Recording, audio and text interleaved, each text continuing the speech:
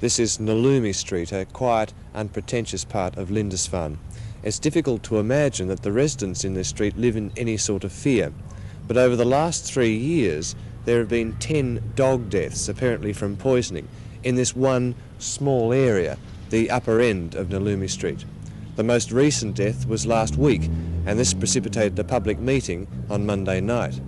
No one quite knows what the poison is, but there are theories that it's 1080, a highly dangerous and highly restricted poison. It's a poisoner's dream. You can't really trace it in the body. Although Clarence Council used 1080 in the eradication of rats up to the end of last year, it's no longer being used in the metropolitan area. But a rabbit killed by 1080 in the country could conceivably be used as bait in the city. But whatever the poison, the residents of the street are certainly worried, and some are very scared. One woman I approached feared that by speaking publicly, her one remaining dog would be put in danger. Well, I have a young son attending school nearby. He attends St Cuthbert's up here. He's 5 years old and he has a great fondness for any animal, especially dogs. And he would be, if there was any baits around, he would be the person that would touch them. And then he's put it near his mouth and then he becomes quite sick and he could die. So where does that leave, you know? And the person that's doing this type of thing, well, like Mr. O'Man said, it could be murder. Is everyone worried about this in the street? Yes, very concerned. Very, very concerned. Well, the theory that's been brought to me is it must be somebody close by or around this area to know the movements of the people. I mean, the time that Mrs. Lane's pet was destroyed was the time that she sort of actually was out, and they must have known her movements and that to be able to sort of complete such an act. I'm worried for my own dog. I have a corgi too, and we've had him for about 12 years now. And we can't let him out. We daren't let him out. We have to go wherever he goes. Otherwise, some of the baits, I understand, have been thrown over people's fences, which really, it's not very... So you have to keep your dog under very strict control? We do, yes, very strictly controlled. Do you search for baits as a matter of course? I have done, yes. The morning before he goes out, I always walk around and check.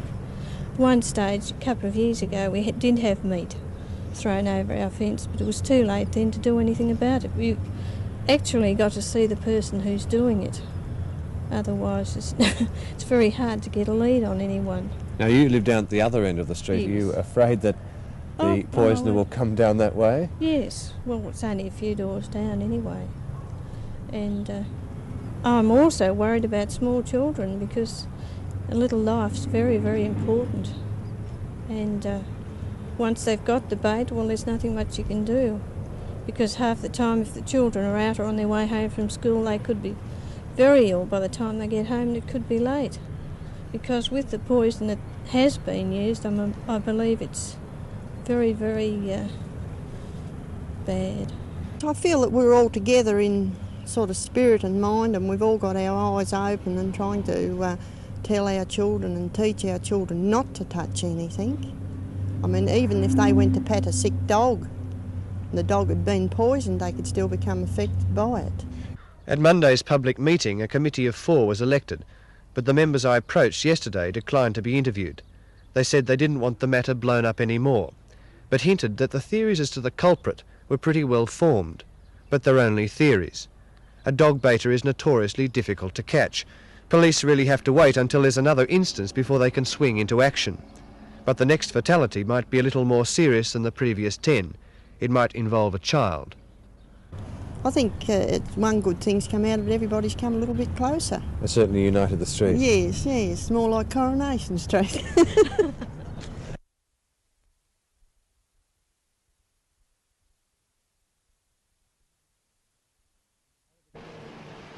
Ulverston is nourished by Burnie to the west and Launceston to the east. It's a place where the readership of the Advocate and the Examiner overlaps. And although these two newspapers carry Ulverston news, there's always been a gap. And to fill that gap, Mrs. Carol O'Dwyer, late of the King Island News, decided to launch the Ulverston Herald. Especially in a place like the North West Coast where towns tend to run into each other, a lot of people said when I first started up, oh, marvellous, now we have something that's purely Ulverston.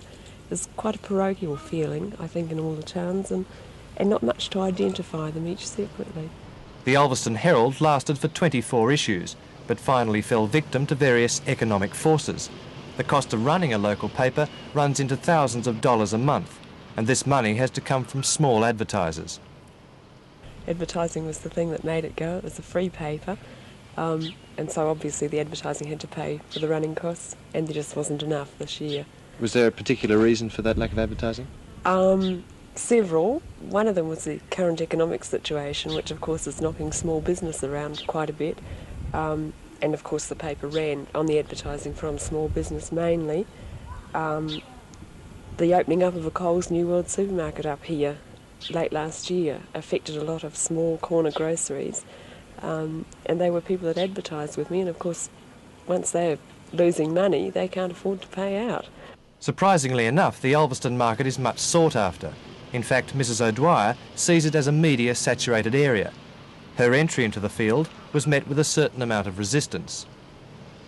The Examiner did, not long after I started, go through town with a great free newspaper to every home and cutting advertising rates, but I think this was something that hurt the Advocate more than it hurt me. I got a bit of spin-off because people said, well, you know, if we can get advertising over the whole coast for cheaper than we can with you, we're mad not to. I can't come back with an answer to that, really. But no, it didn't really hurt me too much. Commercial radio had a fair effect. I didn't really realise until I got into the paper just how much effect it does have. The only people who helped Mrs O'Dwyer was a band of paper boys. From a small room behind a real estate agency, she gathered the news, wrote the copy, designed the layout and organised the advertising. Quite a feat, even in these more liberated times, for a mother of 2 small children. If I can ask a chauvinistic question, do you think that the fact that you're a woman affected the fortunes of the paper? I think it helped it. You know, I hesitate to say it, but I really do think it helped, especially in selling advertising and selling the idea initially. It was a hard idea to sell in a community which didn't really understand what a country newspaper was all about. Mrs O'Dwyer doesn't quite know whether she'll try it again. The whole experience has given her a nasty shock about the financial realities of local papers. She's come out of it even Stevens, but the paper was more than just a financial venture. Yes, it's almost like a child, really. It's, you know, it's something that you've created and something that belongs to you, and every so often when you really blast off with it, you think, well, it really is worth it. But as I say, it was a business and it had to operate as such. I think that was something that a lot of people didn't really understand. Somebody once made the comment they thought it was a hobby, but it was no hobby.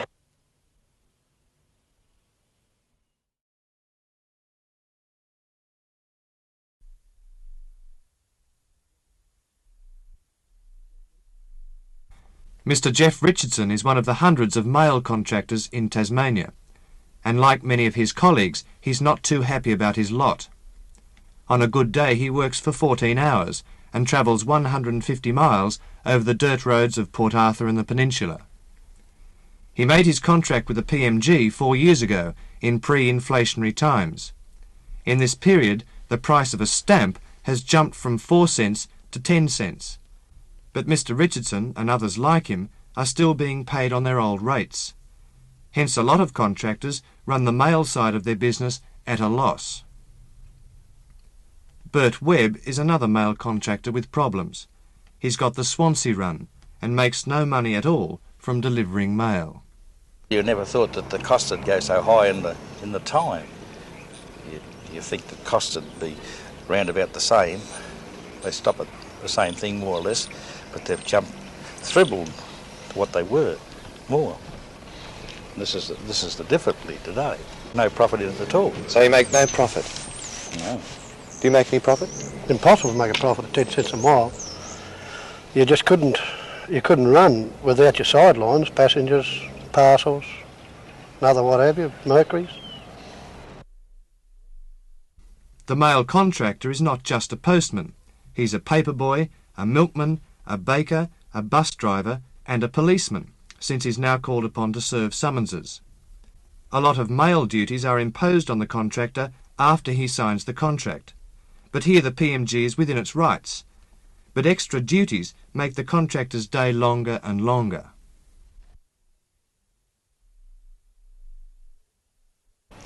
You've got to be moving all the time, you've got to be going. I eat my dinner on the road every day. Never from the time I leave in the morning till the time I get back, I'm flat out. Do you ever feel like giving it in? Sometimes, yes, it does get very boring day after day, and people, when their things don't turn up and they haven't got their money and checks and various things and letters and things like this, and they say, where is it? And the next one you go along to and something happens there and you haven't got it or something or other, and you feel it. I do anyhow. I like to see their things turn up and so forth, and it affects me and I start thinking over it. If the mail run is unprofitable, why don't you give it in? Because you can't. You've got too much involved. Where are you going to get rid of your vehicles and that you've bought to do it with? You've got to pay for your vehicles. You've got other, as I say, other little things tied up with it. Well, you've got to get rid of the lot. They've all cost you money to get them. What about the old spirit that the mail has to get through? Are you affected by that? Yes, definitely. I like to be on time with the post offices. I like to be on time when people's there. If they're waiting up the roadside for you and you're 20 minutes or an hour late, well, it's not very nice from standing there. Are you proud that you've got Royal Mail on your truck? Yes, and I'm proud to do the job for the best I can. If you were sick, what would happen? If I got sick, which I'm very fortunate I haven't had the day off in 4.5 years, but if I got sick, I just don't know who could do it. It'd take them at least a fortnight. Have you had a holiday in those 4.5 years? No. You haven't? Not a day off. Well, I'll take anybody on my run for 3 weeks and I don't think they could do it then. It's as complicated as that. This is right. We have to take AR out, that is summonses to people, registered mail, certified mail and that, and deliver those. Sometimes we have to go 2 and 3 days before we catch up with the person, and there's a tremendous lot of embarrassment attached to it. What sort of embarrassment? Well, it's people that you know personally that you've got to go and serve these AR on them, and it's not very nice. We didn't contract to do that job. People know, they've got to know now that you're bringing them, and a lot of people that's getting them just don't want them, and you can't find them to get them to them. They'll put the blind down, you see, they will watch you through the blind and something like that, and put it down and you knock at the door, you'll spend 5 minutes there, well, then you'll be 5 minutes late there. If you have 2 or 3 of them or such as that, you get back to the post office and they say, where you been? And why do you think you're called upon to do so much? Well, I suppose it's part of the PMG. More stress is put on them, and I suppose they've got to put it back onto us. This is the only reason that I'd think. They're saving money by using you, really, aren't they? Well, possibly. Well, yes. we never realised that we had to sort our mail. We thought we went to the post office and picked our mail up sorted when we took these contracts. So you really have to play the PMG's game? Yeah. This is right. Yeah. No public servant would be allowed to work as some contractors do, ridiculous hours with little reward. Contractors, of course, have no union and they can hardly strike. The contract is difficult to get out of, and if you do escape, there are heavy penalties. A PMG spokesman said today that from the 1st of November, contractors could apply for higher payments in the light of rising prices. We can only wait to see whether the PMG acts generously towards the men who deliver mail to almost all of rural Tasmania.